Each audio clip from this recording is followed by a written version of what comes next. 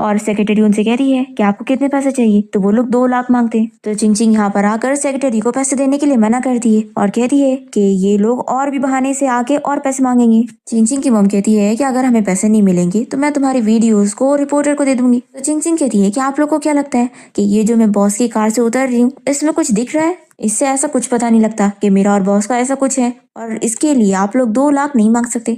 चिंग की मामा से चिल्लाने लग जाती है कि तुम कितनी हार्टलेस हो, मैंने तुम्हें पाली हूँ। तो चिंग कहने लगती है कि आखिर आपने मेरे लिए क्या किया है? जब मुझे और ग्रैंडमा को आपकी जरूरत थी तो आपने हमें घर से भी निकाल दिया था, और मैंने अपनी सारी स्कूल की फीस अपना कमा के भरी हूँ, आपने मेरे लिए कभी कुछ नहीं की।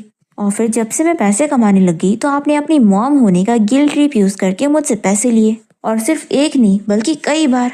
और जब मैंने ग्रैंडमा की जान बचाने के लिए आपके सामने नील डाउन होकर पैसे मांगी तभी भी आपने मुझे पैसे नहीं दिए थे। जो को चिंग की ये सारी फैमिली स्टोरी सुनने के बाद बहुत ही बुरा लग रहा होता है और वो रोने लग जाती है। और फिर सेक्रेटरी मी भी सोचती है कि मैं इसे पैसों की लालची समझ रही थी, पर ये तो अपनी फैमिली के लिए सब कर रही है। चिंग के स्टेपफादर बहुत ही गुस्सा हो जाते हैं कि वो उन्हें बिल्कुल भी पैसे नहीं देना चाहती है, तो ये उसे मारने के लिए कुछ फेंकते हैं, पर तभी यहाँ बीच में हान आ जाता है और चिंग को बचा लेता है और उसके डैड को चिल्लाने लगता है कि आपकी हिम्मत कैसे हुई इसे टच करने की। तभी इतने में यहाँ पर चिंग देखती है कि वार्निंग आ गई है। तो ये सोचती है कि क्या ये पागल हो गया है जो अपनी फर्स्ट लव के सामने मुझे इतना प्रोटेक्ट कर रहा है। मैं तो बस इसकी स्टैंड इन हूँ और वो उसकी फ्यूचर वाइफ है। इसे अपनी जान की नहीं पड़ी तो क्या हुआ, मुझे तो पैसों की पड़ी है। वो इसे दूर करने की कोशिश कर रही होती है पर हान इसे नहीं छोड़ता और उल्टा इसे उठा लेता है और फिर वहाँ साइड में बैठाता है और पूछता है कि तुम्हें कोई चोट तो नहीं आई ना। तो ये इसे बिल्कुल भाव नहीं देती और उल्टा वार्निंग को हाई करने लग जाती है। फिर चिंग के मॉम डैड यहाँ पर हान से कहने लग जाते हैं कि प्रेसिडेंट हान, हमें पता है कि ये लड़की आपके लिए कुछ भी नहीं है और आप बस इसके साथ खेल रहे हैं। हान को बहुत ही गुस्सा आती है कि इसकी फैमिली इस तरीके की है फिर भी ये इन्हें छोड़ नहीं रही है।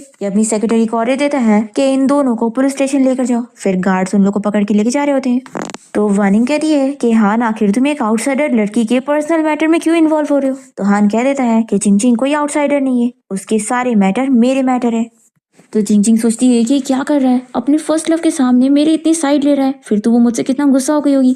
फिर ये कहती है कि तुम लोग अभी वापस आए होंगे ना, तो तुम लोग बातें करो, मैं जाती हूँ।